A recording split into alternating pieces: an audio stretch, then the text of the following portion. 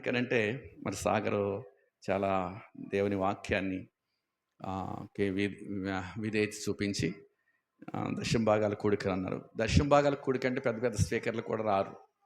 ఆ, ఆ, నేను చాలామందిని దశమ భాగం ఏం కూడిక అని అడుగుతారు కదా సేవకులు.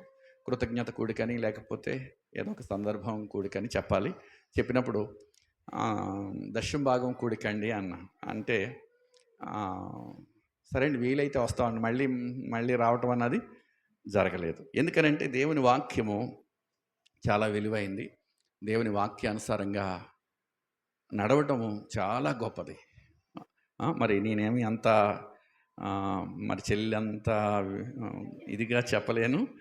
మరి నేను చెప్పేది ఏంటంటే దేవుని వాక్యాన్ని కోట్ చేస్తాను, లేఖనం ప్రకారంగా నడవాలని ఆశిస్తాను. అదే సంఘానికి తెలియపరుస్తాను. అంతకు మించి నేనేమి గొప్ప ఏమీ చెప్పలేను. మీకు అన్నీ విన్నాయే, మీరు అన్నీ తెలుసుకున్నాయే మనం వినయి దేవుని మాటలను బట్టి సంతోషించాలంట. ఆయన వాక్యమును బట్టి అధికంగా సంతోషించువారులారా అని ఉంటుంది వాక్యం. అంటే దేవుని వాక్యం విన్నప్పుడు దేవుడు ఇంత గొప్పవాడా, ఇంత నీతి ఉందా ఆయన దగ్గర, ఇంత నీతిమంతుడా అని చెప్పి మన హృదయం సంతోషించాలన్నమాట. ఎందుకంటే లోకంలో మనం చూస్తూ ఉంటాం, లోకంలో తిరుగుతూ ఉంటాం, నీతిని ప్రేమిస్తాం. కానీ లోకంలో ఉన్న మర్యాదలను బట్టి నీతి అనుకుంటాం, కానీ ఆ నీతి మురికి గుడ్లాగే ఉంటుంది. మనం నీతి అనుకుంటాము, కానీ ఆ నీతి మంచిది దురాశలతోటే ఉంటుంది ఆ నీతి. కనుక దేవుని దగ్గర దురాశలతో ఉండదు, సంతృప్తి ఉంటుంది. సంతృప్తి కలిగిన జీవితం మనకు ఉంటుంది, కలిగిన దానితో సంతోషించే హృదయం మనకు ఉంటుంది. కనుక దేవుని యందు సంతోషిస్తూ అధిక సంతోషాన్ని కలిగి మనం ఉండాలి. అలా ఉన్నప్పుడు దేవుడు సంతోషిస్తాడన్నమాట. కనుక దేవుని వాక్యాన్ని బట్టి సంతోషిస్తారా మీరు? హల్లు చెప్పండి ఒకసారి. కథల కోసం, లేకపోతే ఎవరన్నా నవ్వించే మాటల కోసం, ఎవరన్నా చాలా సంతోషంగా చెప్తారు, వాక్యం వినొచ్చు, సంతోషించవచ్చు. కానీ వాక్యానికి ఇంకా అధిక సంతోషాన్ని ఇచ్చి మనం వాక్యమందు దృష్టి పెట్టాలి. మరి ఈ సమయాన్ని దేవుడు నాకు ఇచ్చాడు అనుకుంటున్నాను. ఎందుకంటే పిలిచినప్పుడు నేను ప్రార్థన చేశాను, సాగర్ చెప్పిన కాడ నుంచి, నీ చిత్తం అయితే వెళ్ళేటట్టు చేయరాను. నేను కారు పురమాయించాను, ఆ కారు ఫెయిల్ అయింది. సాగర్ పురమాయించుకున్నాడు, అయ్యి ఫెయిల్ అయింది. అంటే సాతాను ఇంకేం చేస్తుంది, రావటానికి ఆటంకపరుస్తుంది. కాబట్టి దాని ప్రయత్నం. నేను ప్రార్థన చేసి దేవుడిని అడిగాను, నీ చిత్తమైతే వెళ్ళేటట్టు చేయను ఆయన అని. మరి ఆయన చిత్తం అన్నప్పుడు ఏది లేనప్పుడు ఇంకెందుకులే అని అనుకోక్కర్లేదు. దేవుడు ఏ వాహనం సిద్ధపరిస్తే ఆ వాహనాన్ని బట్టి కృతజ్ఞత చేయాలి. యేసు ప్రభు వారు సర్వాధిపతి అయి ఉండి ఏ వాహనం మీద వెళ్ళారు? ఆయన గాడిది కాదు, నడక. ఆయన ఘనపరిచే రాజుగా వస్తున్నాడు యెరూషలేము కాబట్టి ఆ గాడిదలో ఊరేగిస్తూ ఉన్నాడు. అదొక్కసారి ఎక్కాడంత ఆయన. కానీ తన ప్రయాణం అంతా కాలినడక, ఎన్నో వేల కిలోమీటర్లు ఆయన తిరిగి ఉంటారు. సృష్టికర్త, సర్వాధిపతి, దేవుడు, అటువంటి వాడు ఈ లోకంలో నడిచి తిరిగినప్పుడు మనం ఇంటి సిగ్గుపడవలసిన పని ఏమొచ్చింది? ఎలాగెళ్ళినా దేవుడు వాడుకునే విధంలో, దేవుడు ఎక్కడికి వెళ్ళి ఎలాగ వాడబడాలో ప్రతి వానికి ఒక్కొక్క విధానాన్ని ఇస్తాడు. దానిలో ఒకరితో ఒకరికి రాదు. ఇప్పుడు చెట్లను చూస్తూ ఉంటాం మనం. ఏవి చెట్లు? ఈ మన చుట్టుపక్కల మొలిసే కసిందని, లేకపోతే ఇవి అని, వాటి పని అవి చేస్తే అంతే. వాటి విలువ వాటిదే, చిన్నదైనా పెద్దదైనా. ఆఖరి గడ్డి కూడా పశువులను పోషిస్తుంది, పశువులకి ఆ బలమునిస్తుంది. అంటే దేవుడు ఏది ఎలాగ సిద్ధపరిచి ఇస్తాడో అది అన్నిట్లో ఒక మొక్క లాంటి వాళ్ళం మనం కదా. మొక్కలన్నీ ఉన్నాయి, మనల్ని ఎలా వాడుకోవాలో, దేనికి ఉపయోగపడాలో మనల్ని వాడుకుంటాడు. మనం ఏం దిగులు పడక్కర్లేదు. కానీ మనం ఏం చేయాలంటే ఆయన వాక్యమందు సంతోషం కలిగిన వారు ఉండాలి. వాక్యము అనుసరించి ఉండాలి కదా. 28వ కీర్తన మొదటి వచనం ఒకసారి చదవండి.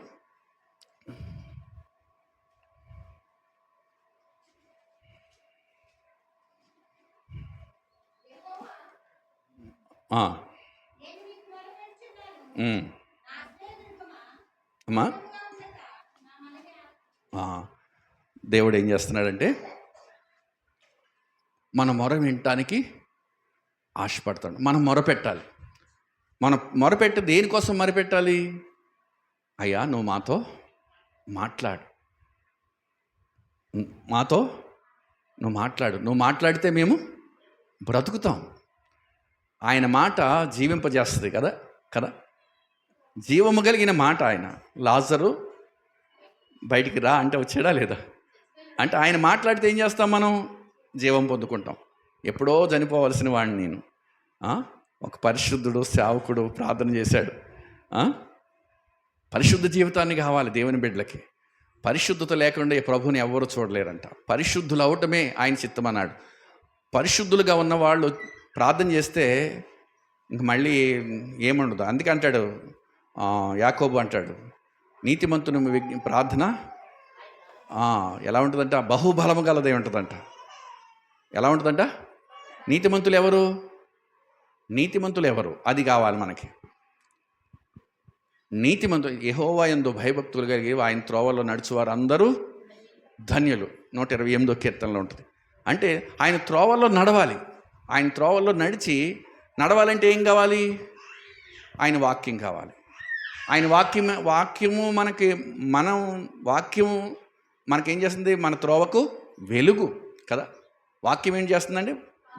వెలుగులో ఉన్నవాడు సరైన దారిలో నడుస్తాడు. చీకటిలో నడిచేవాడు సరైన త్రోవలో నడవలేడు. చీకటి మనకి త్రోవ చూపించదు. లోకమంతా చీకటే, కానీ దేవుడు వెలుగులో ఏం చేస్తామంటే మనము నడవగలుగుతాం. వారి క్రియలు చెడ్డవైనందున వెలుగు యొద్దకు రారు అని ఉంది వాక్యం. వారి క్రియలు చెడ్డవైనందున వెలుగు యొద్దకు రారంట. అంటే లోకములో మనిషి చెడులో బ్రతుకుతున్నాడు, చీకటిలో బ్రతుకుతున్నాడు కనుక దేవుని యొద్దకు రాలేకపోతున్నాడు. ఎప్పుడైతే చెడుని గ్రహించాడో దేవుణ్ణి ప్రేమిస్తాడు, దేవుని యొద్దకు వస్తాడు. చెడుని ద్వేషించినప్పుడు దేవుని మాటలు ఎలా ఉంటాయంటే సంతోషాన్ని కలుగు చేస్తాయి. మనము చెడుని అసహించుకునే వాళ్ళంగా ఉండాలి. ఎందుకంటే దేవుడు చెడును ప్రేమించడు, చెడును ద్వేషిస్తాడు. చెడు లేకుండా మనల్ని చేయాలని ఆయన ఇష్టపడతాడనమాట. అందుకనే ఆయన వాక్యం అనే ఉదక స్నానం చేత మనల్ని ఏం చేస్తాడంట? పరిశుద్ధపరుస్తాడంట. వాక్యమే మనల్ని పరిశుద్ధపరుస్తుంది. మనం ఎంత చెడ్డవాళ్ళమైన అసలు మనం ఆలోచించి చూస్తే, నేను ఇంతటి వాడిని కదా, ఇటువంటి చెడిపోయిన వాడు, కుళ్ళిపోయిన పండు ఎటువంటిదో, కుళ్ళిపోయిన వస్తువు ఎటువంటి, ఏ కూరగాయ ఎటువంటిదో అటువంటి మనల్ని ఏం చేశాడు? ఆయన బాగు చేశాడు. హల్లి చెప్పండి ఒకసారి. అసలు ఎలాగ రక్షించుకున్నాడు? ఎంత ప్రేమను చూపించాడు? మనకు అవిధేయత చూపిస్తున్న మన బిడ్డలను కూడా సహించలేం మనం.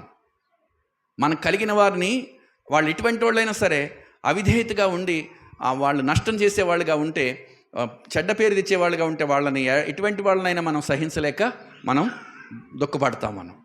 కానీ దేవుడు మనల్ని చూసి, మనం ఎంత చెడుతనాన్ని కూడా, ఏ చెడుతనాన్ని కూడా లెక్క చేయకుండా, ఈమె నా కుమార్తె, ఈయన నా కుమారుడు, ఎంత ప్రేమ కలిగిన వాడు. అందుకని దేవుడు ప్రేమామయుడు. ఆయన ప్రేమకి ఎవరు సాటి చూపించలేం. కనుక ప్రేమ దేవుడు. కనుక దేవుడు మనలో ఉంటే ప్రేమగా జీవించడం ఏంటో తెలుస్తుంది. కనుక దేవుని ప్రేమను కలిగిన వారుగా మనం ఉండాలంటే దేవుని త్రోవల్లో నడవాలంటే దేవుని వాక్యము మనకి ఉండాలి. నీతిమంతులు ఎవరు? నీ ఆజ్ఞలు అనుసరించడమే నీతి. రోమీయులకు రాసిన పత్రిక ఒక మాట చదువుదాం.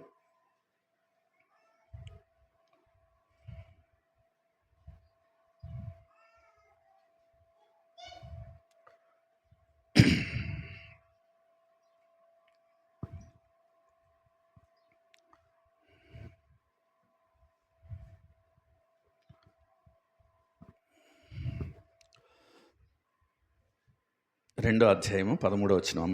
ఒక మాట చూడండి. ధర్మశాస్త్రము వినువారు దేవుని దృష్టికి నీతిమంతులు కారు గాని ధర్మశాస్త్రమును అనుసరించి ప్రవర్తించువారే అది. దేవుని ఆజ్ఞలు గైకొనేవారు నీతిమంతులు. ఇప్పుడు ధర్మశాస్త్రము కొట్టివేయబడింది, ఆజ్ఞలు కొట్టివేయబడినాయి. మరి ఎలాగ నీతిమంతుడిగా తీర్చబడతాడు మనిషి? ఏమండి, లోకంలో ఉన్న బోధ అటువంటిది. ధర్మశాస్త్రం కొట్టివేయబడింది, ఆజ్ఞలు కొట్టివేయబడి మనిషికి నీతి ఎలా వస్తుంది? ఎంత మోసపోతున్నారో తెలుసా అండి? మోసపోకూడదు దేవుని బిడ్డలు. ఇప్పుడు మోసపోయిన వాళ్ళని ఏమంటారు? మంచోళ్ళు అండి, పాపం మోసపోయారు మంచోళ్ళు అంటారా? అది తెలివితేట ఉంటేనే సంతోషం. మోసపోయింది తిడతారు మోసపోయిన వ్యక్తుల్ని. మోసపోవటం అది మంచేం కాదు. కనుక మనం కూడా మోసపోకుండా జీవించాలి అంటే దేవుడు ఏంటో తెలుసుకోవాలి. దేవుడిని ఏంటో తెలుసుకోలేకపోతే మనం మోసపోతాం. అందుకని అంటాడు ఇక్కడ, ధర్మశాస్త్రము వినువారు దేవుని దృష్టికి, ఎవరి దృష్టికి? దేవుని దృష్టికి నీతిమంతులు కారు కానీ ధర్మశాస్త్రమును అనుసరించి ప్రవర్తించువారే నీతిమంతులుగా ఎంచబడతారు. మరి ఎవరు చెప్తున్న మాట అది? అపోస్తలుడైన పౌలు గారు చెప్తున్న మాట. ధర్మశాస్త్రం కొట్టివేయబడిందని ఒకళ్ళు ఎలాగా లోకంలో ఇలా కనపడుతుంది? ఎప్పుడన్నా పరిశీలించి వాక్యం ఏదో గమనించి మనం చదువుకునే బాధ్యత మనకొద్దా? సేవకులు చెప్పిందేనా? సేవకులు చెప్పిన మాటలనే మనం వినాలా? ఏం చేయాలి? ఆయన ధర్మశాస్త్రం అంటే నీతి న్యాయము, ఆయన వాక్యము. కనుక ఆ వాక్యం అంతా మనకు తెలవాలి. ఆయన ఆజ్ఞలు నీతిని నేర్పుతాయి, మనిషికి పరిశుద్ధతని నేర్పుతాయి. ఇప్పుడు పరిశుద్ధులు అవ్వాలంటే ఏం కావాలి? ఆజ్ఞలు అనుసరించాలి. కనుక ఆజ్ఞలు అనుసరించడానికి మరి మనం ఎంతో హృదయపూర్వకమైన సంతోషం మనకు ఉండాలి. అల్లు చెప్పండి ఒకసారి. మరి ఈ దశంభాగ కూడికలో ఇప్పుడు నేనేంటంటే ఈ దశంభాగం గురించి దశంభాగం గురించి చాలామంది చెప్తారు. చాలామంది ఇష్టం వచ్చినట్టు మాట్లాడుతున్నారు. వాక్యాన్ని గ్రహించే విధానం కాదు, వాక్యాన్ని ఇష్టానుసారంగా మాట్లాడి ఇష్టానుసారంగా చేయటమే తప్పనిచ్చి వాక్యం అన్నది ఎలాగా అనుసరించాలన్నది లేదు. వాక్యాన్ని ఇష్టానుసారంగా మాట్లాడడం, ఇష్టానుసారంగా ఉండడమే తప్పనిచ్చి వాక్యాన్ని ఎలా చేయాలో అర్థం కావట్లేదు. సరే, 2 మాటలు వాటి గురించి కూడా వెళదాం. ఎందుకంటే ధర్మశాస్త్రం అంటే దేవుని వాక్యం అన్న సంగతి మర్చిపోతున్నారు. ధర్మశాస్త్రం అంటే కొట్టివేయబడిన విధిరూపకమైన ఆజ్ఞలు కొట్టివేయబడినవి.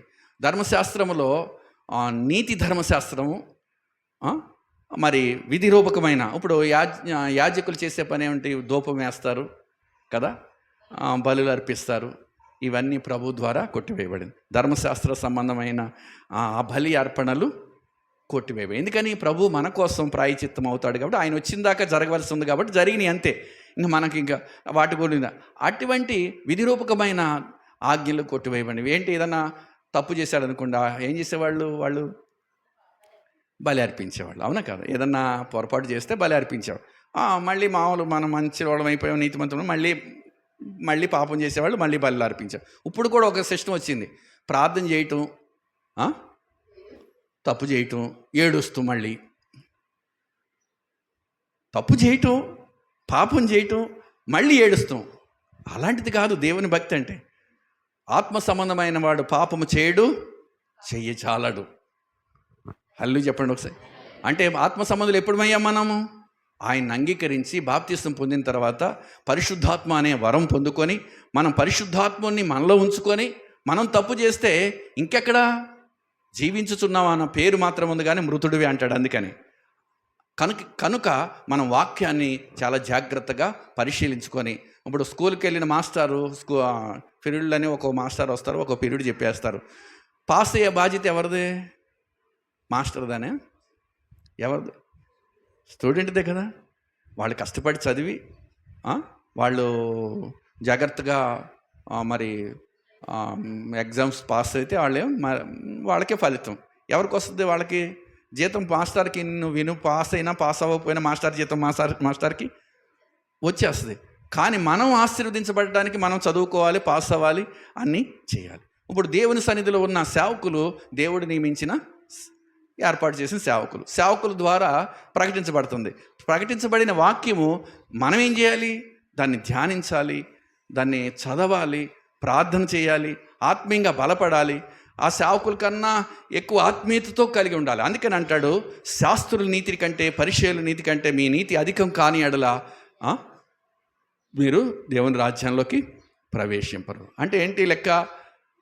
దేవునికి ఎదుట పరిపూర్ణమైన భక్తిని మనం కలిగి ఉండే విధానంలోకి మనం వెళ్ళాలి. లేకపోతే ఎవరన్నా చెప్పారంటే, ఓహో చెప్పారా, అబ్బో బాగా చెప్పారండి, ఒక డప్పు వేస్తారు, ఒకటి బాగా చెప్పారండి, ఏం ప్రయోజనం దానికి?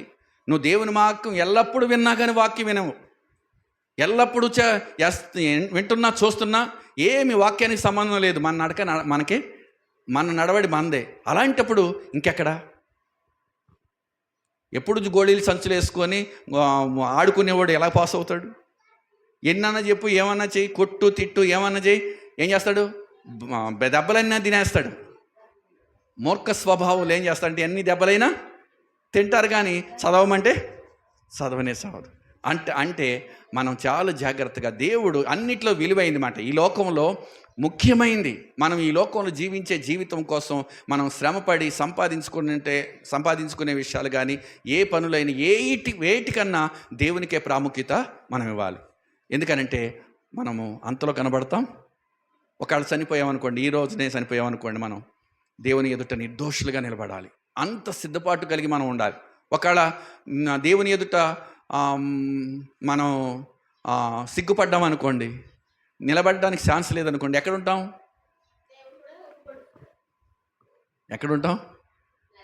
చూడండి, ఒక మాట చదువుదాం. ఒక మాట, మత్తయి సువార్త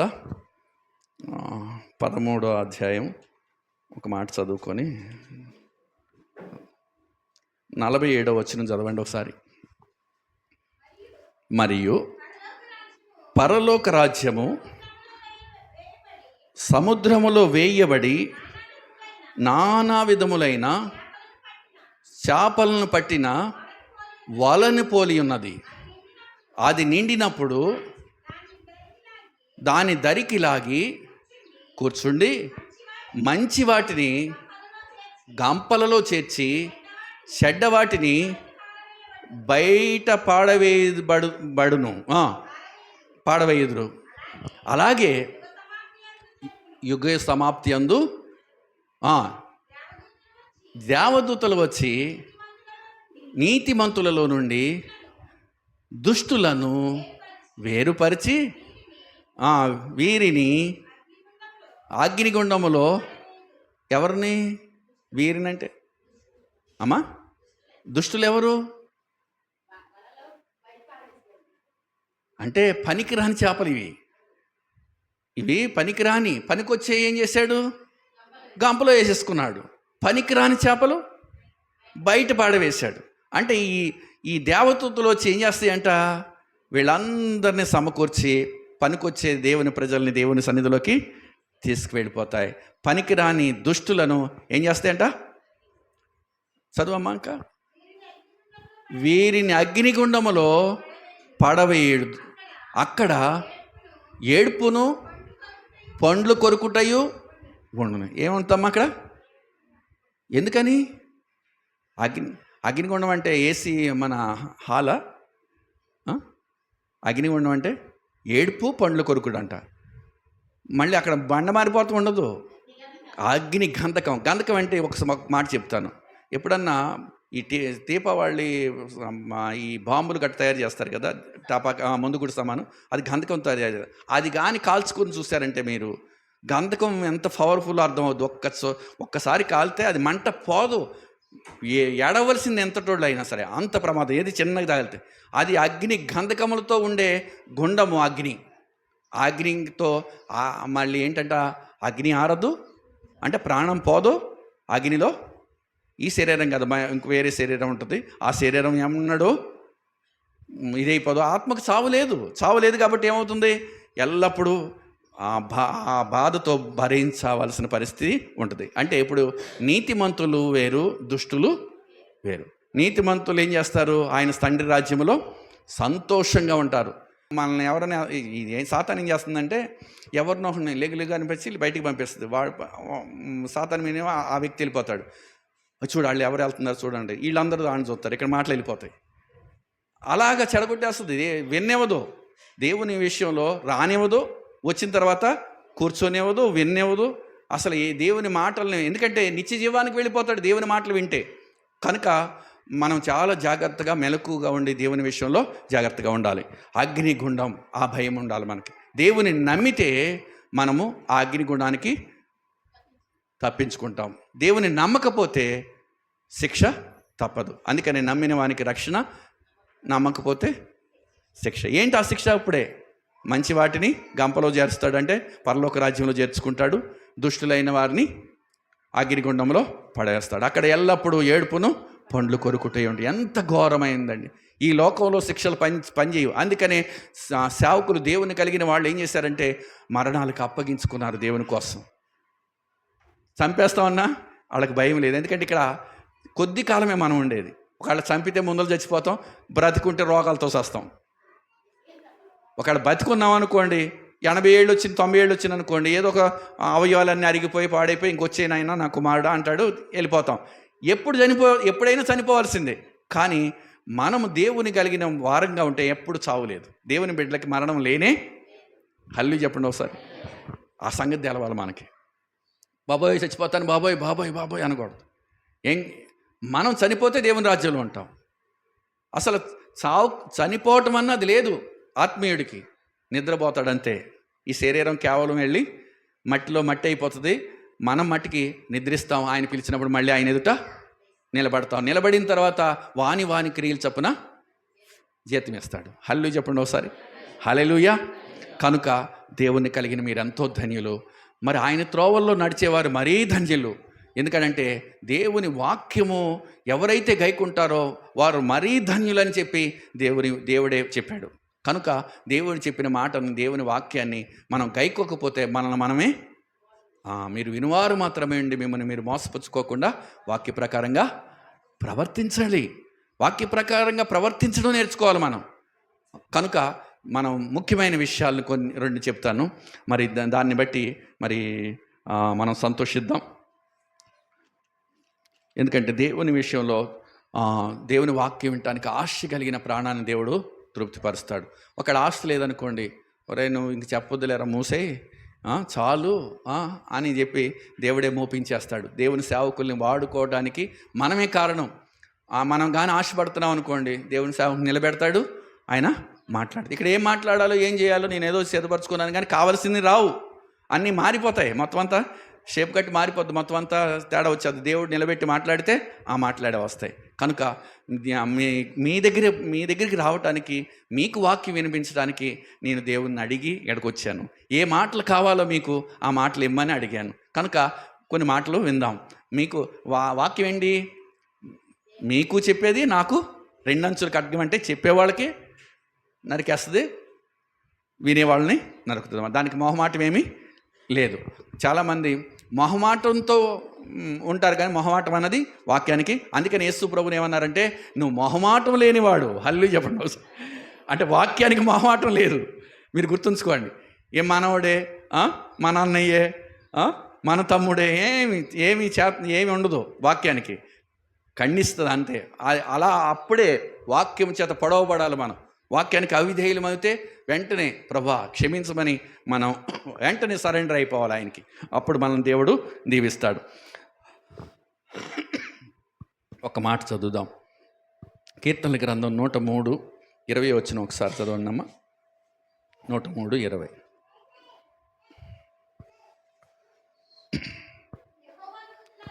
యెహోవా దూతలారా, ఆయన ఆజ్ఞకు లోబడి ఆయన వాక్యము నెరవేర్చు బలసూరులారా, ఆయన సన్నతించాం. ఆయన వాక్యం నెరవేర్చే వాళ్ళు ఆయన స్తుతించాలంట. అర్థమవుతుందండి? ఆయన వాక్యాన్ని నెరవేర్చే బలసూరులుగా ఉన్నవాళ్ళు, వాళ్ళు పరిశుద్ధులు, నీతిమంతులు కనుక వాళ్ళు స్తుతించాలంట. వాళ్ళని బట్టి దేవుడు సంతోషిస్తాడు. కనుక అటువంటి వారంగా మనం ఉండాలి. అలాంటి వాళ్ళని కాకపోయినా మనం ఆయన సన్నిధికి వచ్చిన తర్వాత ఆయనలో ఆయన చిత్తానుసారంగా మనం నడుచుకోవాలి. అంతే తప్పనించి ఎల్లప్పుడూ మనం దేవునికి దూరంగా ఉండకూడదు. బలసూరులు అంటే వాక్యం నెరవేర్చే విధానము దేవుడు కోరుకుంటున్నాడు. కనుక ఈ విషయాలని మనం జాగ్రత్తగా ఉందాం. సామెతల గ్రంథం 15వ అధ్యాయం 6వ వచనం ఒకసారి చదువమ్మా. సామెతల గ్రంథం. నీతిమంతుని ఇల్లు, అబ్బా, ఒక్క దేవుని మాట వినే వ్యక్తి పేదవాడైనా సరే అండి, నీతిమంతుడైతే ధననిధి పేదవాడే అనుకోక్కర్లేదు మనం. నిధిలో ఏం తక్కువ ఉంటుంది నిధి ఉన్నవాడికి? ఇప్పుడు సాగరు పేదవాడైనా దేవుని విషయంలో దేవుని వాక్యానికి విధేయత చూపించి ఈ దశమ భాగాల కూడిక ఏర్పాటు. ఈ దశమ భాగాల కూడిక మనకి ఎలాగంటే 2 సంవత్సరాలు దేవుని సన్నిధిలోకి దశమ భాగం తీసుకొచ్చేవారు. చాలామందిని చూస్తున్నాను నేను, 2 సంవత్సరాలు అసలు ఏమి దాని గొడవ తీరు, 3వ సంవత్సరం మట్టికి ప్రార్థన పెట్టేస్తారు. అంటే సాతాను ఏదో ఒక రకంగా అక్రమాన్ని చేస్తుంది. 2 సంవత్సరాలు దేవుని సన్నిధిలో సంతోషించి దేవుని సన్నిధికి తెచ్చి 3వ సంవత్సరం ఇంటికాడ ఉంచి ఇంటి యొద్ద మరి దేవుని వాక్యానుసారంగా పిలువబడిన ప్రజల్ని పిలిచి మరి దేవుని సన్నిధిలో ప్రార్థన పెట్టుకొని గృహంలో ప్రార్థన పెట్టుకొని ఈ కొడుకుని చేయటం ద్వారా దేవుడు ఎంతో దీవెన ఉంటుందని చెప్పాడు. కానీ ఏమవుతుంది? అది చేయనివ్వకుండా చేస్తుంది. నీతిని తప్పిస్తుంది అన్నమాట. సాతాను ఏం చేస్తుంది? మన మీద పోరాడిది నీతి లేని వారంగా చేస్తుంది. ఇదిగో చేశాడుగా, ఇదిగో ఇది ఉంది అది ఉందని నేరారోపణ. ఆ నేరారోపణ మనం చేయనివ్వకుండా, వాడికి అవకాశం లేకుండా, విరోధికి నిందించడానికి అవకాశం లేకుండా మనం ఏం చేయాలి? దేవుని వాక్యమందు సంతోషం కలిగిన వారమే చేయాలి. ఆ విరోధి ఎవరంటే మనకి దుష్టుడు, అపవాది.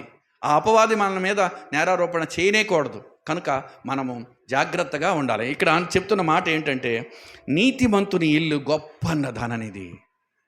ఇంకా ఏమి కొదువలేదు వాళ్ళకి. నీతిమంతులంటే దేవుని ఆజ్ఞలు గైకునేవారు, దేవుని మాట యందు సంతోషించేవారు నీతిమంతులు. అంటే ధర్మశాస్త్రమును అనుసరించి ప్రవర్తించేవాళ్ళు. ధర్మశాస్త్రం అనుసరించి ప్రవర్తించేవాళ్ళంటే మేకలను కోసి గొర్రెలను కోసేవాళ్ళు కాదు. ధర్మశాస్త్రం కాదు అది. దేవుని ఆజ్ఞలు గైకునే ధర్మశాస్త్రం. దేవుని ఆజ్ఞలు గైకునే విధానం. ఇప్పుడు ఆజ్ఞను కొట్టివేయబడ్డారు అనుకోండి, దొంగతనం చేయొచ్చు అంటారా? ఆజ్ఞను కొట్టివేయబడి ధర్మశాస్త్రం కొట్టివేయబడిందా అంటే ఆక్షలు లేదు. మన క్రియల వల్ల కాదు, మనం విశ్వాసం వల్ల నీతిమంతులం అవుతున్నాం అంటే దొంగతనం చేయొచ్చా? పొరుగువాన్ని ఆశించవచ్చా? పొరుగువాన్ని ఆశించడము మరి ఆజ్ఞను మేరటమే కదా. అంటే ఎంత మోసం! దీన్ని నమ్ముతున్నారు జ్ఞానం కలిగిన వాళ్ళు. అబద్ధాన్ని నమ్ముతున్నారు. అబద్ధాన్ని ఎందుకు నమ్ముతున్నారంటే, అబద్ధము నమ్మునట్లు దేవుడే పంపిస్తున్నాడంటే వాళ్ళ దగ్గరికి. ఎందుకంటే వాళ్ళ అవిశ్వాసాన్ని బట్టి. అవిశ్వాసకి విశ్వాసకి పొత్తు లేదండి. మీరు ఒకటి గుర్తుంచుకోవాలి, అవిశ్వాసకి విశ్వాసకి పొత్తు లేదు. కనుక ఏంటంటే అవిశ్వాసం ఏం చేస్తాడంటే దేవునికి అవిధేయుడిగా జీవిస్తాడు. విశ్వాసి దేవునికి విధేయత చూపించి విశ్వాసంగా, అంటే జ్ఞానం కలిగిన వాడు, జ్ఞానం లేనివాడు. జ్ఞానం లేని వాళ్ళు ఏం చేస్తారు? తల్లిదండ్రుల మాట వినరు. జ్ఞానం కలిగిన వాళ్ళు అమ్మ చెప్పినా నాన్న చెప్పినా వెంటనే అమ్మ చేసేస్తాను అనుకుంటా చక్కగా చేసేస్తారు. అది జ్ఞానం. అబ్బో నా కొడుకు ఎంతో జ్ఞానవంతుడు అనుకుంటానికి ఏంటి? కొంతమంది ఇప్పుడు చాలామంది తెలివితేటలు ఏంటంటే, ఆడు అబద్ధాలు ఆడుతున్నాడు, బూతులు తిడుతున్నాడు, అబ్బో యమా సంతోషం వాళ్ళకి. ఏది జ్ఞానం కలిగిన వాడు? అయి జ్ఞానం కాదు. నువ్వు చెప్పిన మాట, మంచి మాట చెప్పినప్పుడు విని చేసేది, అది నేర్పాలి తల్లిదండ్రులు.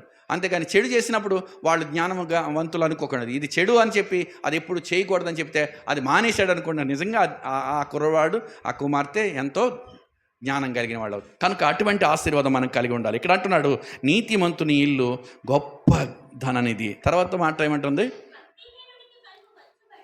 భక్తిహీనునికి కలుగు వచ్చుబడి. భక్తిహీనులు అంటే ఏంటి? దేవుని మాట వినరు. భక్తిహీనత అంటే అదే. భక్తిహీనునికి వచ్చిందనుకోండి శ్రమకు కారణం అవుతుందంట. అది ఎందుకని శ్రమకు కారణం అవుతుంది? అన్యాయంతో, అక్రమంతో వాళ్ళకి ఏ విధంగా వచ్చినా రావాలంతే. కనుక అది ఏమవుతుందంటే ఆశీర్వాదం కాదు. కనుక అది ఆశీర్వదించబడింది కాదు. అది ఏం చేస్తుందంటే శ్రమకు కారణం అవుతుంది. భక్తిహీనుని అంటే దేవుడు చేయమన్నది చేయకుండా మన ఇష్టానుసారంగా సంతోషించేదంతా కూడా భక్తిహీనత. ఆ భక్తిహీనతను బట్టి సంతోషించే హృదయం మనకు ఉండకూడదు. కనుక అటువంటి ఆశీర్వాదము మనము జాగ్రత్తగా మనము 8వ వచనం కూడా చదవాము. 8వ వచనం చదువు చూడండి. భక్తిహీనులు అర్పించు బలులు, అది నువ్వు దేవుని మాట వినకుండా నువ్వు దేవునికి ఇచ్చేస్తున్నానని అంటావే, ఆయనకి హేయము. హేయం అంటే అసహ్యం. మంద దేవునికి కావాలా చెప్పండి? మంద దేవునికి అవసరం లేదు. దేవుడు సర్వసంపన్నుడు ఆయన. కానీ భక్తిహీనంగా ఇచ్చిందా దేవుడు అసహించుకుంటాడు, దాన్ని అంగీకరించడు కదా. హేబేలు అర్పణ అంగీకరించాడు, కయ్యేను అర్పణ ఆయన అంగీకరించకపోవటం వల్ల ఏమైందంట? ఆయనకి శాపం వచ్చిందా, లాభం వచ్చిందా? శాపం వచ్చింది. దేవుడు అంగీకరించదు భక్తిహీనుల యొక్క అర్పణలు, దాని వలన శాపం వస్తుంది. భక్తిహీన అర్పణ ఆయనకి హేయం, అసహ్యం. నువ్వు దేవుని మాటకి వినకుండా నువ్వు తీసుకొచ్చే కానుకలు కానీ దశమ భాగాలు కానీ, అవరు బాబు నువ్వు నా మాట వినవరా, ఎందుకురా తీసుకొస్తావు అంటాడు దేవుడు. మనం ఏం చేస్తాం? వాటినిచ్చి తృప్తి పడిపోతుంటాం, వాటినిచ్చి తృప్తిపరుస్తాం. అసలు నేను తెమ్మన్న వాడెవడు? నా మందిర ఆవరణలు తొక్కమన్నది ఎవరు అంటాడు దేవుడు. దేవుని మాట వినకపోతే దేవునికి ఇష్టం కానే కాదు. మనం ఎలా ఉండాలి? దేవుని మాట వినేవాడు. భక్తిహీనులు అర్పించు బలులు ఆయనకు హేయములు. హేయం అంటే ఏంటి? దేని చూసి అసహించుకుంటారు మీరు? హేయం అంటే అసహించుకోవటం. దేన్ని చూసి అసహించుకుంటారు? బాగా చెడుదాన్ని కుళ్ళిపోయింది కానీ ఏదన్నా కనపడినప్పుడు బాబోయ్ అనుకొని మనం ఇచ్చేస్తాం. అంత హేయం అంటే అది. మనం ఎక్కడన్నా ఏదన్నా పక్కన ఏదన్నా కళేభారం పడిపోయి దుర్వాసన వచ్చేస్తుంది అనుకోండి, అది ఉండలేము, మూచుకోలేము, చూడలేము, దాన్ని పారిపోతాం మనం. అంత హేయమైంది దేవుని మాట వినకుండా ఇచ్చే బలులు, ఇచ్చే కానుకలు. కానీ బలులు అంటే ఇప్పుడు బలులు ఏమి ఇవ్వట్లా, మన కానుకలే బలులు. మనము ఇచ్చేది ఏంటంటే భక్తిహీనత అన్నది ఉండనే దేవుని యందు భయభక్తులతో ఇచ్చేదాన్ని దేవుడు అంగీకరిస్తాడు. అందుకని అంటాడు, హేబేలు అర్పించిన అర్పణ అంగీకరించాడు, నీతిమంతుడిగా తీర్చబడ్డాడు. కయ్యను అర్పించిన అర్పణ ఆయనకి హేయమైంది కనుక ఏమైంది? శమించబడ్డాడు. నువ్వు సత్క్రియ చేస్తే తల ఎత్తుకొనవా? ఒకవేళ లేని ఎడల వాకిట పాపము పొంచి ఉంటుంది. తర్వాత ఏమవుతుంది? పాపం పొంచి ఏం చేస్తుంది? చదువు ఒకసారి.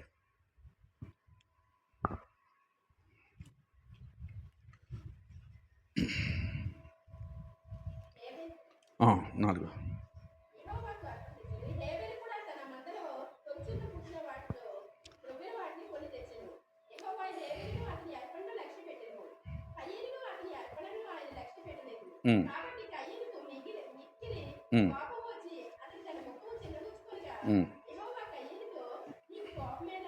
నీకు కోపం ఎలా? ముఖము చిన్నబుచ్చుకొని ఉన్నావేమి? నీవు సత్క్రియ చేసిన ఎడల తల ఎత్తుకొనవా? సత్క్రియ చేయని ఎడల వాకిట పాపం పొంచియుండును, నీ ఎడ దానికి వాంఛ కలుగును, నీవు దాన్ని ఏలుదు అనెను. అంటే పాపాన్ని చేసే వ్యక్తిగా అయిపోతాడు.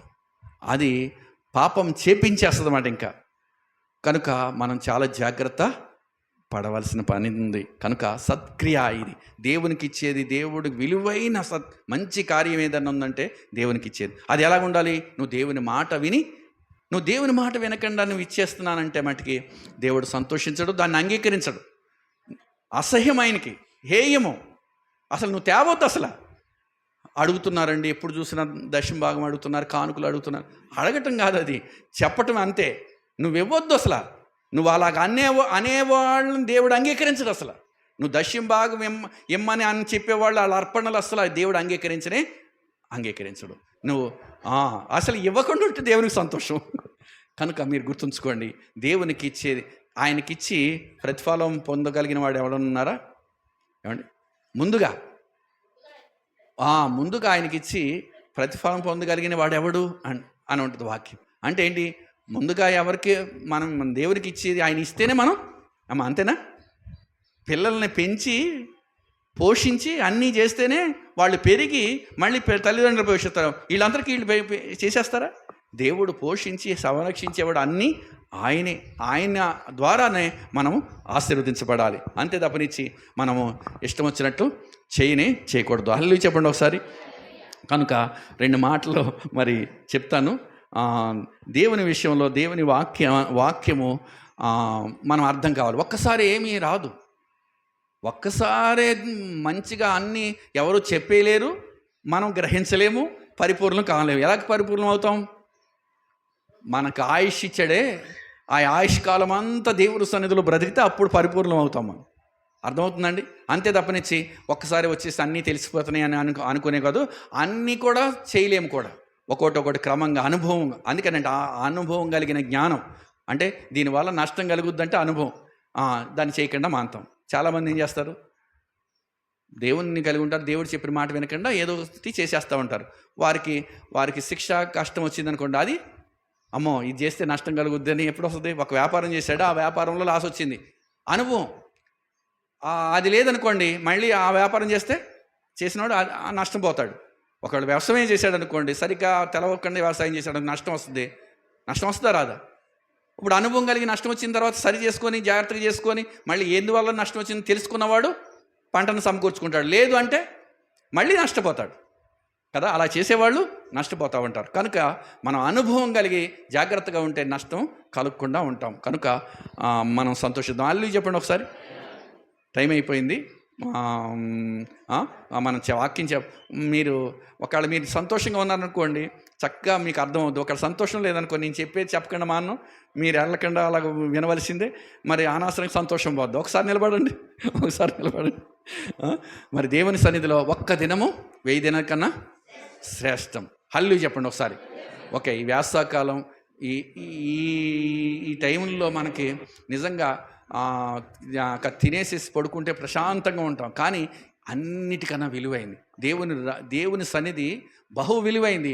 దేవుని రాజ్యంలో మనం ఉండేవారం కనుక మనం సంతోషించాలి. ఒక పాట పాడతానే. పాటలు అంటే సంతోషం అన్నారు కదా, ఒక పాట పాడదాం.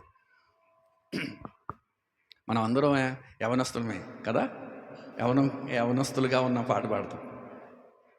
ముసలోళమైన పక్షిరాజు యవనం వలె మీ యవనం కొత్తదవుతుందంట. కనుక మనం యవనస్తులుగా బలంగా దేవుని సన్నిధిలో దేవుని స్తుతించాలి. హల్లు చెప్దాం. యవనస్తులారా మీరు బలవంతులు కనుక మీరు దుష్టుని జయించి ఉన్నారు. హల్లు చెప్పండి ఒకసారి. మనం దుష్టుని జయించే వారిగా ఉంటే అదే మరి బలం మనకి. హల్లు చెప్దాం. యవ్వనుడా కదలిరా, యెషువ వైపు సాగిరా. యవ్వనుడా కదలిరా, యెషువ వైపు సాగిరా. నిత్య జీవ మార్గమునకు దారి ఉన్నది, నిత్య జీవ మార్గమునకు దారి ఉన్నది. నీ త్రోవకు అది వెలుగై ఉన్నది, నీ త్రోవకు అది వెలుగై ఉన్నది. యవ్వనుడా కదలిరా, యెషువ వైపు సాగిరా. యవ్వనుడా కదలిరా, యెషువ వైపు సాగిరా.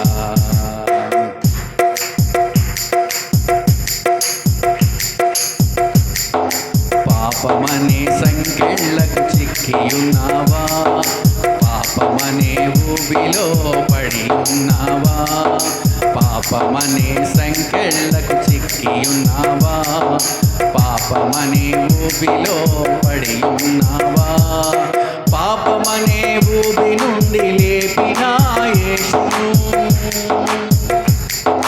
పాపమనే ఊబి నుండి లేపిన యేసుని వేడుకో సోదరా, వేడుకో సోదరి, వేడుకో సోదరా, వేడుకో సోదరి.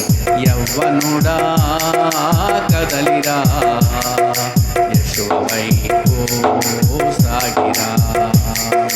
యవ్వనుడా కదలిరా, యెషువ వైపు సాగిరా. హల్లెలూయా. కూర్చోండి.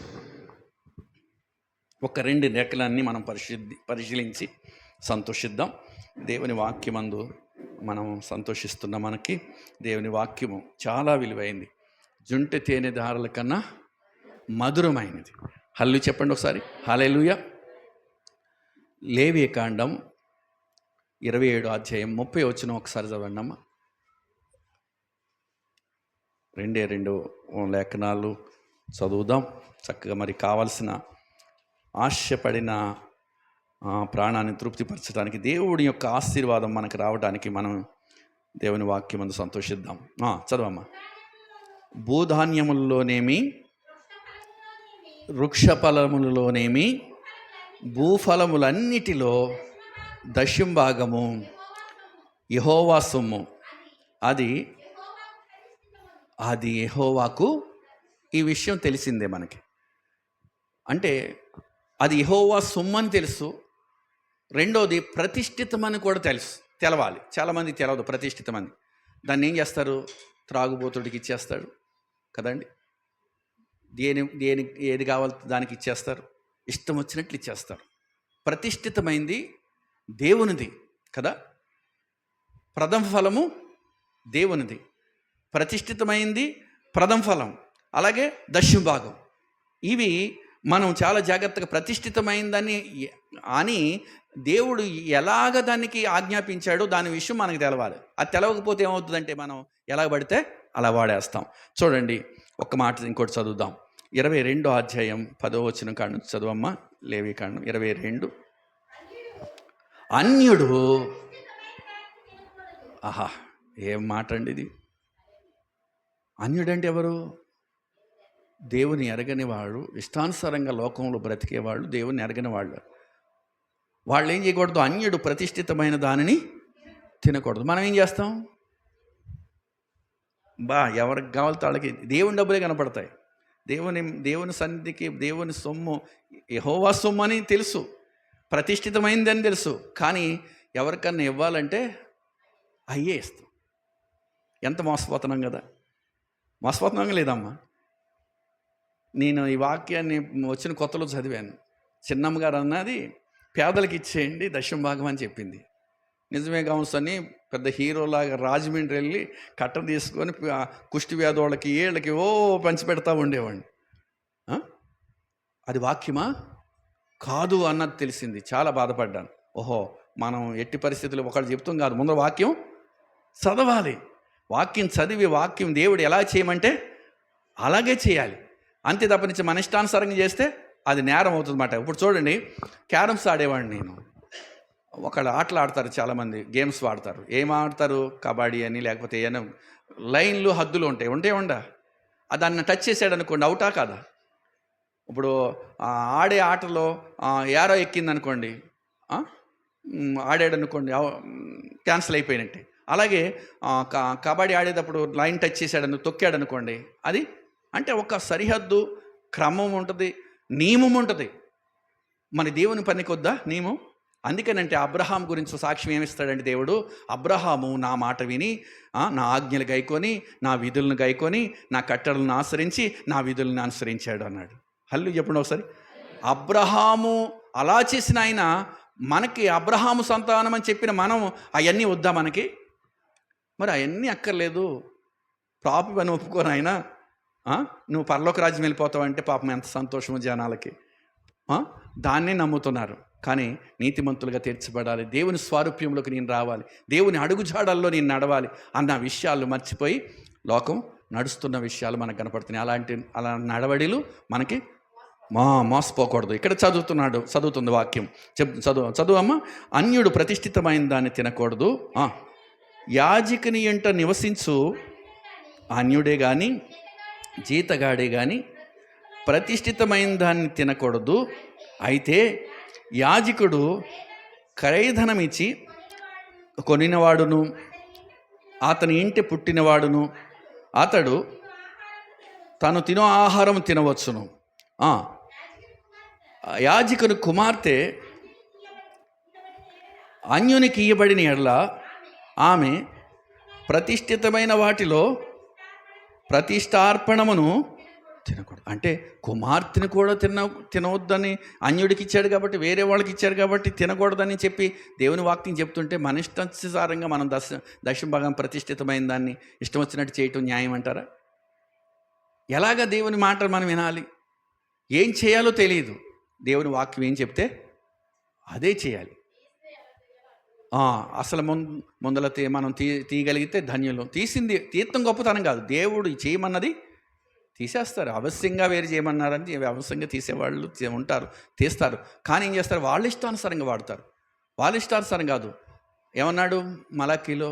నా మందిరములో ఆహారం ఉండినట్లు నా మందిర నిధి ఆయన సన్నిధిలోకి తేవాలి మనం. 2 సంవత్సరాలు తెచ్చిన తర్వాత 3వ సంవత్సరం చెప్పాడు, ఇది ఎక్కడ కనపడలేదు, ఇదేంటి ఇలా ఉంది, ప్రతిష్ఠితమైంది అన్నది. మళ్ళీ అంటే దేవుని వాక్యం పరిశీలిస్తా, వాక్యం చదువుతుంటే మనకేమవుద్ది, ఆయన మార్గము తెలుస్తుంది. నడుస్తూ వెళ్తే అడ్రస్ కొంత గౌలు వెళ్ళిన తర్వాత ఇక్కడికి వచ్చిన తర్వాత మా ఊళ్ళో కూడా వచ్చిన తర్వాత కోరసం ఇక్కడ గుణం ఎక్కడ ఉందండి, ఇదిగో ఇలా వెళ్ళండి అంటారు, ఇటు తిరగండి అంటారా లేదా, చెప్తారు. మనం ప్రయాణిస్తుంటే మనకు మార్గం తెలుస్తుంది. అది లేదనుకోండి, తెలవదు. కనుక మనం దేవుని విషయంలో మనం నడవాలి. అందుకని అంటాడు, ఆయన త్రోవలో నడుచు వారందరూ ధన్యులు. దేవుడు ఇవ్వాలి కానీ మనం అసలు పట్టజాలనంత దీవెనిస్తాడంట. అవునా కదండి? దేవునికి ఇచ్చే ఎవరు?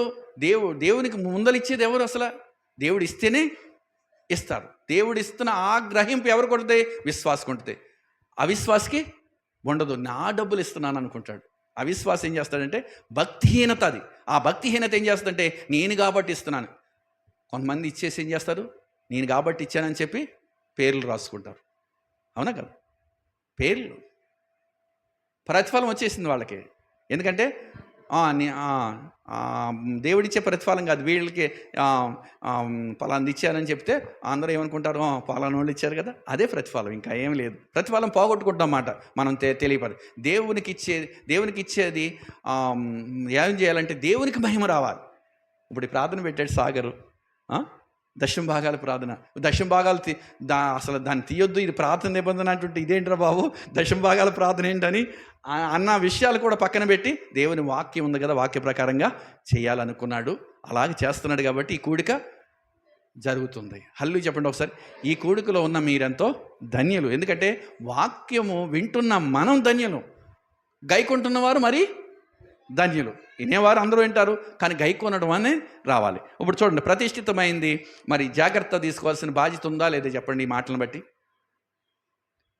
యాజకుని కుమార్తె అన్యుడికి ఇస్తే దాన్ని తినకూడదని ఉంటే, మరి ఎవరికి పడితే వాళ్ళకి దేవుని సొమ్ముని కనవా సొమ్ము ఇవ్వచ్చు, తప్పలేదు. మన దగ్గర ఇంకో 10 వంతు తీసి పేదలకు పెట్టండి, లేకపోతే ఏదన్నా చేయండి.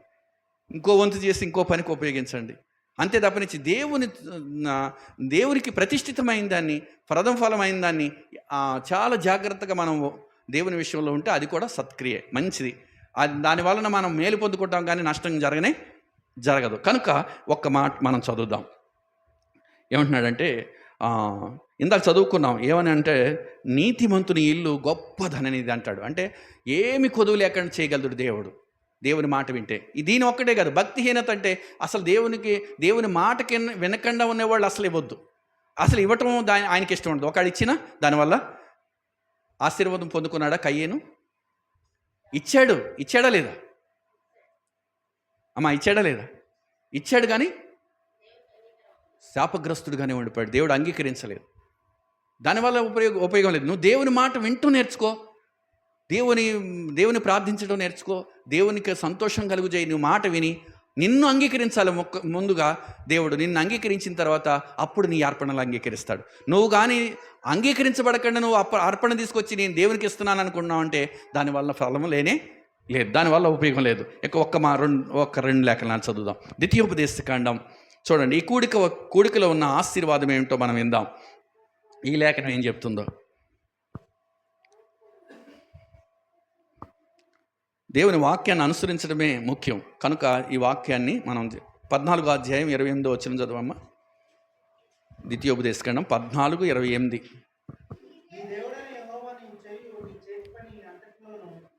చూడండి, నిదానంగా మనకు చదువుతుంటే అర్థమైపోవాలి మనిషికి.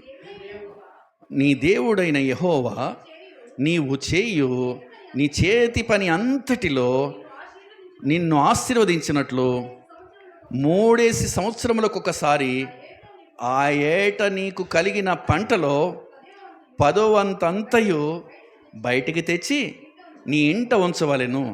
అప్పుడు నీ మధ్యను పాలైనను స్వాస్థ్యమైనను లేని లేవీలును నీ ఇంటనున్న పరదేశులను తండ్రి లేని వారును వెదవరాండును వచ్చి భోజనము చేసి తృప్తి పొందురుదు. హల్లెలూయా చెప్పండి ఒకసారి.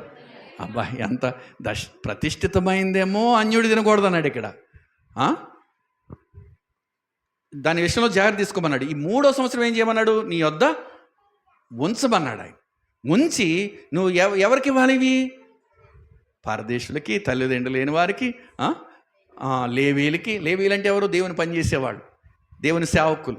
వాళ్ళు కూడా దీంట్లో పాలిభగస్తులే. అంటే దేవుని సేవకులు, దేవుని పనిచేసేవాళ్ళు అన్నింటిలో పాలిభగస్తులే. కానీ వీటి విషయంలో ఈ ఆజ్ఞను కూడా, ఈ మాట కూడా మనం విని ఇది చేయాలి. ఇది చేయకుండా మనం ఉండటం కూడా అది కరెక్ట్ కాదు. ఇప్పుడు ఇది ప్రతిష్ఠితమైందేమో ఎవడు అన్యుడు తినకూడదు అన్నాడు. ఇక్కడేమంటున్నాడు? ఇలా చేయమన్నాడు. వీళ్ళు ఈ దేవుడు చెప్పిన మాట వినటమే మనకు అక్కడ తినొద్దన్నావు నాయన, అక్కడ చేయొద్దన్నావు నాయన, ఇక్కడేంటి చేయమంటున్నావు, నేను ఇది ఎలా కుదురుద్ది అని మనం ప్రశ్నించగలమా దేవుణ్ణి? అంతే. మూడో సంవత్సరం ఇలా చెయ్యి అన్నాడు. అలా చేయటమే. అదే వాక్యాన్ని మరొకసారి చెప్పాడు 26వ అధ్యాయంలో. అది కూడా చూద్దాం, ముగించేద్దాం అండి. ఓకే, అల్లు చెప్పండి. ముగించేద్దాం అనుకున్న వాళ్ళు, సంతోషంగా ఉన్నవాళ్ళు ఒకసారి చెప్పండి. ఎందుకంటే ఎప్పుడు ముగించేస్తారా అనే బ్యాచ్ ఉంటుంది. అలాంటి వాళ్ళు మీ దగ్గర లేనందుకు దేవునికి స్తోత్రాలు చెల్లిస్తున్నాను. హల్లెలూయా. దేవుని వాక్యం అందు సంతోషించాలి. ఎప్పుడు వినేదే కానీ ఎప్పుడు వినాలి మనం. ఎందుకంటే మేలైంది, దీనికన్నా ముఖ్యమైనది ఈ లోకంలో ఏదీ లేదు. దేవుని సన్నిధిలో గడిపిన సమయమే దేవుని లెక్కల్లోకి వస్తుంది. కనవ సమయాలు లెక్కలు రాకూడదు. మనం ఏది చేసినా లెక్కల్లోకి రాదు. అదే ఆస్తి మనకి రేపొద్దున అక్కడ మనం దేవుని సన్నిధిలో ఉండడానికి, నిలబెట్టడానికి దేవుని సన్నిధిలో ఉండేది. ఇక్కడే ఉండలేకపోతే పరలోకంలో ఎక్కడ ఉంటాం? అది ఇక్కడ ఉండకపోతే చాలా నష్టపోతాం. కనుక ఈ మాట విందాం. చూడండి, ఈ మాట కూడా చదువుదాం. 12 వచ్చి కానీ చదువమ్మా. చూడండి, ఒక్కళ్ళు చదవండి. 10వ భాగమిచ్చు సంవత్సరమున అనగా నీ వచ్చుబడిలో 10వ వంతును చెల్లించి అది లేవీయులకును, పరదేశులకును, తండ్రి లేని వారికి, వెధవరాండ్రకు ఇయ్యవలెను. వారు నీ గ్రామముల్లో తిని తృప్తి పొందిన తర్వాత నీవు నీ దేవుడైన యెహోవా సన్నిధిని నీవు నాకు ఆజ్ఞాపించిన నీ ఆజ్ఞలన్నిటి చప్పున నా ఇంట నుండి ప్రతిష్ఠితమైన దానిని తీసివేసి లేవీయులకును, పరదేశులకును, తండ్రి లేని వారికి, వెధవరాండ్రకును నేను ఇచ్చి ఉన్నాను. నీ ఆజ్ఞలలో దేనిని నేను మేరలేదు, దేనిని మర్చిపోలేదు. నేను దుఃఖములో ఉండగా దానిలో అవసరం వచ్చిందండి. వందనాలు బాబాయ్. అవసరం వచ్చిందండి. బౌళంతా అపాయకరమైన పరిస్థితి వచ్చింది. అప్పుడు దిగిపోతే ఎలాగా? అప్పుడు తీసుకోపోతే ఎలాగా అనుకుంటానికి ఉందా లేదా? మనుషుడి జ్ఞాతం అయితే అలా ఉంటుంది. కానీ ఇక్కడ దేవుడు చెప్తున్న మాటను బట్టి ఏం చేశాడంట? దుఃఖములో నేను ఉండగా కొంచెమైనను తినలేదు, అపవిత్రుడనై ఉండగా దానిలో దేనిని తీసివేయలేదు, చనిపోయిన వారి విషయమై. అబ్బా, అది ఆఖరికి ప్రతిష్ఠితమైంది దేవుడు చెప్పినట్టే వాడాలి, కానీ మన అధికారం దాని మీదకి వెళ్ళకూడదు. అది భక్తి కలిగిన జీవితం. అంతే తప్పనిచ్చి దాన్ని నిర్లక్ష్య పెట్టేసి మనం భక్తి కలిగిన వాళ్ళం అనుకున్నామా, మనం ఏం చేసినట్టు పొరపాటు చేసినట్టు. ఇది కూడా ఏమంటున్నాడు ఇక్కడ? ప్రతిష్ఠితమైన దానిని తీసివేసి అంటున్నాడు. ప్రతిష్ఠితమైందంటే దేవునిదే. అది తీసేసి నా దగ్గర, నా ఇంట్లోంచి నేను తీసేసానని చెప్పగలగాలి మనం. ఒకవేళ ప్రతిష్ఠితమైంది కానీ తీయలేదనుకోండి, ఒక పొరపాట్లు తిన్నారనుకోండి, ఏంటో తెలుసండి దానికి 5వ వంతు కలిపి ఇవ్వాలంట. ఎవరు ఇవ్వగలరు? దాన్ని ఇవ్వలేరు. కనుక ఏమవుతుందంటే దాని వలన మనం దేవునికి విరోధంగా నడిచిన వాళ్ళం అవుతాం. కనుక ఇక్కడ చాలా జాగ్రత్తగా మీరు విన్న వాక్యాన్ని బట్టి సంతోషం ఉందా లేదా? ఇది నేను చెప్తున్నానా ఏమండి? వాక్యమా లేకపోతే నేను చెప్పానా? వాక్యం నచ్చదు జనాలకి. ఎవరన్నా సొంత మాటలు చెప్తే అవి చాలా బాగా నచ్చుతాయి, చాలా సంతోషిస్తారు. ఎందుకంటే మరి వాళ్ళ మెప్పు కావాలి కదా. అద్వితీయుడైన నా మెప్పు, ఆయన దేవుని మెప్పు కోరుకోనక ఏం చేశారంట? మనుషుల మెప్పునే కోరుకున్నారంట. కనుక దేవుని మెప్పు కావాలా మనకి? మనుషుల మెప్పు కావాలా? దేవుని మెప్పే కావాలి. మనుషులు ఎంత అండి? ఇప్పుడు మంచోళ్ళు అంటారు, తర్వాత చెడ్డోళ్ళు. ఏమక్కర్లే, ఒక్క మాట మనం వినకపోతే చెడ్డోళ్ళు అంటారు కదా. ఏదో ఒకటి ఎదర మనుషులదే కనపడుద్ది, ఎవరిది వాళ్ళకి కనపడదు కనుక వాళ్ళ మార్పు కాదు మనకే. దేవుడు ఏం చేస్తాడంటే మన ఎదుట మనల్ని పెడతాడు. మనం మంచి వాళ్ళమో చెడ్డవాళ్ళమో మనల్ని చూసి మనం సంతోషించినట్లు చేస్తాడు మనకి. కనుక ఈ వాక్యాన్ని అనుసరించే మరి సాగర్ ధన్యుడే కాదు, ధన్యుడే. ఇంకా ఎందుకంటే నీతిమంతుని ఇల్లు గొప్ప నీదంటే నువ్వు కొద్దిగలో నమ్మకం ఉన్నావు అనుకో, చేయలేనంత చేస్తాడు దేవుడు. చేసినప్పుడు అప్పుడు ఏం చేస్తుంది సాతాను ఏమంటుందంటే, నువ్వు అన్నీ ఇచ్చావు, కని చేసావు, ఇవన్నీ తీసేయి. యోబు దగ్గరికి వచ్చి ఏముంది, ఇవన్నీ తీసేయి, అప్పుడు సేవిస్తాడేమో నేను చూద్దాం.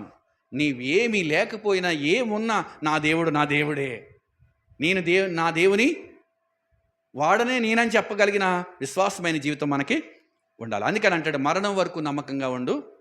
ఏం చేస్తాం, నీకు జీవ కిరీటము ఎప్పటి వరకు ఉండాలి నమ్మకం. కొంచెం కష్టం రాగానే నాకు దేవుడు ఏం చేశాడు అనేవాళ్ళు దేవుని భక్తులండి. ఏదన్నా మనుషులు మెప్పించడం కోసం దేవుని పనులు మాని దేవునికి పక్కన పెట్టేసి వెళితే అది దేవునికి సంతోషమా, అది దేవుని ప్రేమించినట్ట?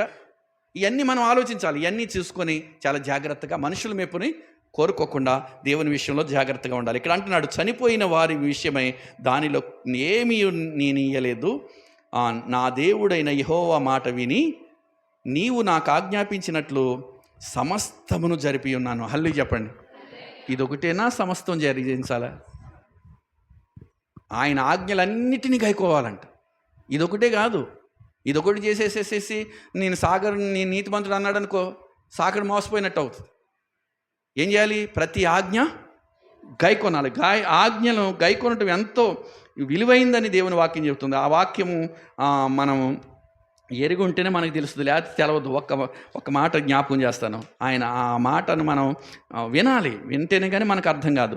లేకపోతే మనం ఏమనుకుంటామంటే దేవుని ఆజ్ఞంతో పాపం కొట్టివేయబడింది అంటున్నారు, ఉచితంగా రక్షించబడుతున్నాం అనుకుంటున్నారు. కాబట్టి మనం ఏం చేయాలి? ఈ వాక్యాన్ని లేఖనాలని ఏమంటాడంటే ఎరుగకే మీరు పొరపాటు పడుతున్నాను.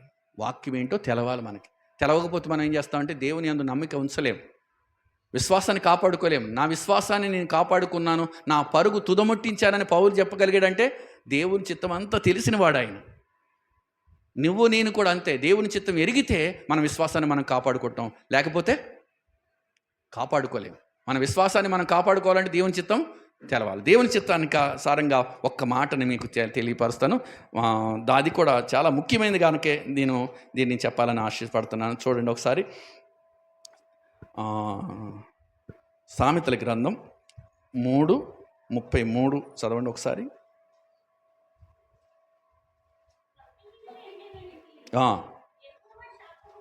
యెహోవా శాపమొచ్చును, నీతిమంతుల నివాస స్థలము. హల్లెలూయా చెప్పండి. దేవుని మాట విని దేవుని ఆజ్ఞలు గైకునే వాళ్ళు నీతిమంతులని చెప్పుకున్నాం కదా. వాళ్ళ మీదకి దేవుని ఆశీర్వాదం వస్తుందంటే వాళ్ళ గృహం మీదకి కదా. నీతిమంతుని ఇంటి మీదకి ఏమొస్తుందమ్మా? ఆశీర్వాదం వస్తుంది. ఆశీర్వాదం వస్తుందంటే ఏమొస్తుంది? అన్నీ వచ్చేస్తాయి కదా. యెహోవా ఆశీర్వాదం ఐశ్వర్యం ఇచ్చును, నరుని కష్టార్జితం చేత ఐశ్వర్యము ఎక్కువ కాదు. నువ్వు దేవుడి మాట వింటే నీకు ఎక్కడ లేనిది వచ్చేస్తుంది, నువ్వు ఎక్కడ దాచుకోవాలో తెలియదు. ఒకవేళ నీకు కావాల్సింది ఇస్తాడు. మళ్ళీ అక్కడ దేవుడు కూడా ఏం చేస్తాడంటే మనకు అవసరమైంది మట్టుకు ఇస్తాడు. ఇందాక చదువుకున్నాం కదా, అదేమవుతుంది? శ్రమకు కారణమైంది. ఎవరికి? భక్తిహీనుని యొక్క సంపాదన ఏమవుతుంది? శ్రమకు కారణం. అలాంటిది అవదు. ఏమవుతుందంటే గొప్ప ధననిధిలాగా ఉంటుంది. రెండోది ఏం చేస్తుందంటే మనకి ఆశీర్వాదాన్ని కలుగు చేస్తుంది. ఆశీర్వాదం అంటే ఇంకేమి కొద్దివి ఉండదు. ఇంకొక మాట, కీర్తనలు 119 అధ్యాయంలో 2 మాటలు ఉన్నాయి. అవి చదువుదాం. అవి చదివేసి ముగించేద్దాం. 119 కీర్తన చాలా చక్కని లేఖనాలు. ఈ లేఖనాలు తెరవకే పాపం చాలామంది పొరపడుతున్నారు. మనం దాంట్లో చదవాలి, వాటి యందు సంతోష హృదయులై మనం ఉండాలి. 2వ వచనం చదవమ్మా. 19:2. ఆయన శాస్త్రములు గైకొనుచు పూర్ణ హృదయముతో. హల్లెలూయా చెప్పండి ఒకసారి. ఆయన శాసనములు గైకొంటూ పూర్ణ హృదయంతో ఆయన్ని వెతకాలంట. అంత హృదయాన్ని ఇస్తున్నామా మనం దేవునికి? పూర్ణ హృదయంతో ఇస్తున్నామా మనం దేవుని సన్నిధిని? ఎప్పుడైతే అప్పుడు వస్తాం, మనం ఇష్టమైతే వస్తాం, లేకపోతే మానేస్తాం. అదేనా దేవుని ప్రేమించడం? ఒక ప్రేమించిన వ్యక్తిని ఎవరన్నా ఉన్నారనుకోండి, ఎల్లప్పుడూ ఒక స్నేహితుడు ఉండేవాడు, కనపడకపోతే ఆడి దగ్గరికి వెళ్ళిపోతూ ఉండేవాడు, నేను ఎక్కడ ఉన్నాడో ఎత్తుకుంటూ ఉండేవాడు. మానవుడిగా ఉన్న స్నేహితుడిని మనం విడిచిపెట్టలేం కదా.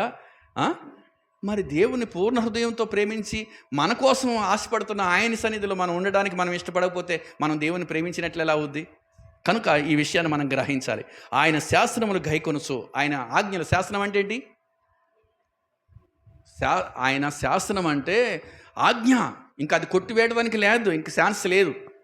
శాశ్వత కాలమైన ఆయన నీతి కాలం, శాశ్వత కాలము శాశ్వతమైన మాట, అది చెప్తుంది లేఖనాలు. అందుకనే ఆయన శాసనములను గైకొనుచు పూర్ణ హృదయంతో ఆయన యందు ఆయన్ని వెదుకువారు ధన్యులు. వారు ఆయన మార్గములో నడుచుకొనుచు, అది దీంట్లో ఉన్న ఆజ్ఞలు గైకొనే వాళ్ళు, నీతిమంతులుగా ఉండి పరిశుద్ధులుగా ఉండేవాళ్ళు ఏం చేస్తారు? ఏ పాపానికి చోటు ఎవరి. అందుకని అంటాడు కదా, ఆత్మ సంబంధమైన వాడు పాపం చేయడు, చేయజాడు. హల్లు చెప్పండి ఒకసారి. ఆత్మ సంబంధులకి శరీర సంబంధులకి పత్తు లేదు. కనుక మనం చాలా జాగ్రత్తగా ఉండవలసిన బాధ్యత మనకుంది. అదే మాట అంటున్నాడు. ఇంకొంచెం ముందుకెళ్ళమ్మా. ఎలాగంట? జాగ్రత్త ఉందా? ఇది ఈ మాట కోసం చదివాను. ఇంకొక ఉపమా లేఖను కూడా చదివిస్తాను. ఇప్పుడు చూడండి, ఈ ఆజ్ఞాపించాడంటే ఎలా గైకోవాలి? జాగ్రత్తగా. విశ్రాంతి దినం వస్తుందంటే అన్ని పనులని జాగ్రత్తగా పూర్తి చేసుకొని సిద్ధపడటం కష్టమండి. దేవుడు కష్టమని చెప్పాడా? నా ఆజ్ఞలు భారమైనవి కావని దేవుని వాక్యం చెప్తుంటే పెద్ద భారంగా పెట్టేస్తుంది సాతాను మోసం మాట. ఒరే, నువ్వేం గైకొనగలదుగురా, ఈ పెద్ద భారమైనవి అవి దేవుడు నెరవేర్చేసేసాడు, నీకేం లేదు, ఫ్రీ, తిను, త్రాగు, సంతోషించు అని ఎవరన్నారు? సంపన్నుడు అన్నాడు. అనేక సంవత్సరాలకి సమకూర్చాడంట కదా ఆయన అన్నాడు. కానీ ఏంటి, దేవుని వాక్యం ఏం చెప్తుంది? జాగ్రత్తగా గైకో. నువ్వు అది సంపద. మనిషికి సంపద ఏంటంటే జాగ్రత్తగా దేవుని ఆజ్ఞలు గైకోనటం సంపద. మొహమాటం చూడకూడదు మనుషుల్ని. యేసు ప్రభు మొహమాటం చూపించాడండి. నువ్వు దేవుని ఆజ్ఞ మేరతావు, విశ్రాంతి దినం నువ్వు దేవుని మందిరం మానేసి ఇంకోసాటికి వెళ్ళావంటే నువ్వు ఎవరు మొహమాటం చూసావు? మనుషులు ఆజ్ఞ మీరి, మనుషుల మొహమాటం చూసి ఆజ్ఞ మీరితే నువ్వు జాగ్రత్త ఏముంది నీ దగ్గర?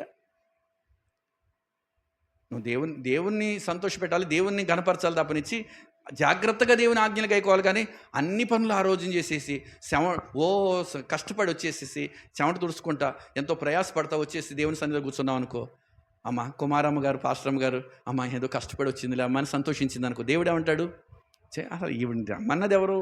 ఈ వ్యక్తిని రమ్మన్నది ఎవరు అంటాడు దేవుడు.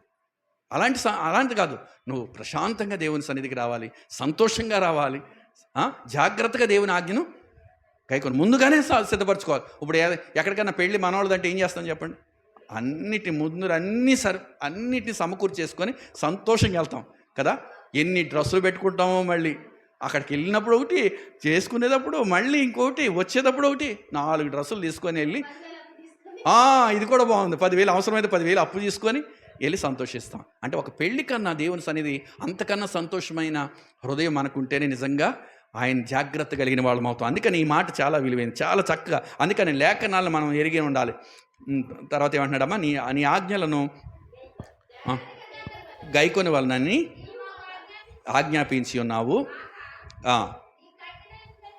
నీ కట్టడలను గైకొన్నట్లు నా ప్రవర్తన స్థిరపడి ఉండిన ఎంత మేలు. నేను లక్ష్యము చేయనప్పుడు నాకు హల్లెలూయా. అవమానం కన్నా బ్రతకాలండి దేవుని బిడ్డలు. వీళ్ళు దేవుని వారు. వీళ్ళు ఈ పరిస్థితి, ఈ చెడుతనం వీళ్ళలో లేదు. అవమానం వచ్చింది మనకంటే దేవునికి వచ్చినట్లు లెక్క. ఆయన అంత బాధపడతాడు. కనుక ఏం చేయాలి? దేనైనా దేవుని కోసం విడిచిపెట్టుకొని ఆయన విషయంలో చాలా జాగ్రత్తగా ఉండాలి. ఒక్క మాట, ఈ ఆజ్ఞలు గైకోకపోతే ఎంత నష్టం ఉందో, ఎంతటి నా కష్టం ఉందో ఒక్కసారి చూద్దాం. 21వ వచనం చదవమ్మా. గర్విష్ఠులను నీవు గద్దించుచున్నావు, నీ ఆజ్ఞలను విడిచి తిరుగువారు ఏంటమ్మా శాపగ్రస్తులని చదువుతున్నామండి. ఆశీర్వదించబడిన వారని ఉంటే అక్కడ ఏముంది? అక్కడ విడిచి తిరిగేవారు శాపగ్రస్తులు. అంటే విడవటం, అవి కొట్టివేయబడటం, అవి లేక్కలేదనుకుంటాం, విడిచిపెడతామా కాదా? అది ఆశీర్వాదం ఎలా అవుద్ది మనకి? లేఖనాలని పరిశోధించి దేవుడు ఏం చెబుతున్నాడో అదే చేయాలి. కనుక ప్రియమైన వారలారా, మనం ఆశీర్వదించబడిన వారం, దీవించబడిన వారం, ఎలాగా మనము ఆజ్ఞలు గైకోవాలో జాగ్రత్తలు తీసుకొని మనం బ్రతకాలి తప్పనిచ్చి లోకం పోతుంది కదా, మనం పోకూడదు. మనం దేవుడిని సంతోషపెట్టాలి. దేవుని సంతోషపెట్టేవారిగా మనం ఉందాం. హల్లెలూయా చెప్పండి ఒకసారి. చూడండి, ఆజ్ఞల్ని విడిచి తిరిగే వాళ్ళు ఎవరంట అమ్మా? అది కాకుండా ఇంత ముందుగా అన్నాడు కదా, గర్విష్ఠులు. ఆజ్ఞల్ని మీరే వాళ్ళు అందరూ గర్విష్ఠులు. మాట వినని వాడు గర్విష్ఠా కాదా? తల్లిదండ్రుల మాట లెక్కలేకుండా చేస్తున్నాడు, గర్వం ఉండటం వల్లే కదా. అలాగే దేవుని మాట వింటలేదు, గర్వం. కనుక గర్విష్ఠులుగా మనం ఉండకూడదు. దేని మనసుతో, అయ్యా నీవు ఈ మాట ఇచ్చావు, ఈ మాట ప్రకారంగా నేను జీవించలేకపోతున్నాను, నా పశ్చాత్తాపడాలి, మారు మనసు పొందాలి, దేవుని వైపుకు తిరగాలి. కానీ మనం ఆశీర్వదించబడిన వారం అని మర్చిపోకుండా దేవునికి విధేయులు ఉండాలి. ఎందుకో తెలుసా అండి? ఆయన కోసం బ్రతకాలి, దేవుని ఆజ్ఞలు గైకొని. మనము ఎన్నిక లేని వారం పాపములో శాపములో కొట్టుబడుతూ మరణానికి పాత్రులమైన మన కోసం ఆయన ఏం చేశాడు? తన మహిమనంతా వదులుకొని మన దగ్గరికి వచ్చి తన ప్రాణాన్ని పెట్టి, ఆయన రుణం ఎలా తీర్చుకోగలదు? ఆయన రుణం తీర్చుకోవడానికి మనం సరిపోతామా? ఆయన మాట వింటే చాలు, అదే ఆయన పెట్టింది. ఆ మాట కూడా వినలేకుండా ఆయన మరణాన్ని తృణీకరిస్తే మనకు రక్షణ ఎక్కడది? ఏమండి, ఆయన మన పాపమును ప్రాయశ్చిత్తంగా తన ప్రాణాన్ని ఇచ్చాడే, మనమేమిస్తాం? ఆయన మాట వినటం కన్నా ఇంకేంటి ఆయనకి ఇచ్చేది? ఆయన మాట వినకుండా నేనేదో ఇచ్చేస్తున్నానని చెప్పి భ్రమపడుతున్నామే, మోసపోయేవారుగా మనం ఉండకూడదు. నీకు కలిగింది, దేవుడు నీకేది కావాలో అది ఇచ్చాడు. ఎందుకని? ఆయన నిన్ను ప్రేమించాడు, నీ ఇష్టానుసారంగా ఉండడానికి నీకు ఇచ్చాడు, నువ్వు సంతోషించడానికి ఇచ్చాడు. మరి ఆయన సంతోషపడొద్దా? ఆయన సంతోషపెట్టొద్దా? ఎంతకాలం ఆయన విడిచి తిరుగుదాం? ఆయన విడిచి తిరుగుతామంటే గర్వించిన వాళ్ళం, ఆయన ఆజ్ఞలు విడిచి నష్టపోతున్నవాడు. శాపగ్రస్తులదే అక్కడ. ఎందాక చదువుకున్న మొదటగా మనం పనికొచ్చే వాటిని బొట్టలో వేసేసాడు కదా. జాలర్ ఏం చేశాడు? పనికొచ్చే వాటిని బొట్టలో వేసాడు, పనికిరాని వాటిని బయట పాడవేశాడు. దేవుడు ఏం చేస్తున్నాడు? ఆయన సన్నిధిలో ఆయన నీతిమంతులను ఆయన చేర్చుకుంటున్నాడు, దుష్టులను అగ్నిలో పడేస్తున్నాడు. అక్కడ ఏముంటుందమ్మా? అగ్ని ఆరదు. ఆ అగ్నిని అపవాదికి ఏర్పాటు చేశాడు మన కోసం. కానీ మనల్ని, అందుకని ప్రాణం పెట్టి ప్రేమించాడు మనల్ని రక్షించుకోవడానికి. మన తల్లిదండ్రులకు అర్థమవుద్ది పిల్లల మీద ప్రేమ, అందుకని ఇచ్చాడు పిల్లల్ని. దేవుడు ఎంత ప్రేమామయుడో తెలియపరచడానికి కోసం పిల్లల్ని ఇచ్చాడు. వాళ్ళు పాడవుతుంటే మన హృదయం వేదన చెందుతుంది. మనం పాడైపోతుంటే ఆయన హృదయం వేదన చెందదా? ఎందుకంటే నరకానికి మనం వెళ్ళిపోతాం, ఆయనకి ఇష్టం కాదు. ప్రియమైన వారలారా, ఆయన ప్రాణం పెట్టి నిన్ను కొనుక్కున్నాడు. నీవు నీ సొత్తు కాదు, విలువ పెట్టి కొనబడిన వాడు. ఏ విలువది? ప్రాణం. దానికి వెలగట్టగలదామా? కట్టలేం. కనుక విలువ పెట్టి కొనబడిన మనం ఆయన కోసం బ్రతుకుదాం. ఆయన కోసం ఈ రోజు నుంచి బ్రతుకుతానండి, దేవుని మాట వింటానండి అనే తీర్మానం చేసుకొని దేవుని సన్నిధిలో ఒప్పుకుందామా? ఒకవేళ దేవుని ఆజ్ఞలు మీరి ఒకవేళ ఇంతవరకు ఉంటే, ఈ రోజున మన హృదయాన్ని ఎరిగిన దేవుడు మన పశ్చాత్తాపడిన మన జీవితాన్ని మార్చగలుగుతాడు. కాబట్టి చిన్న ప్రార్థన చేద్దాం. ఒకసారి మరి ప్రార్థనలో ఏకీభవించండి, మోకరించండి.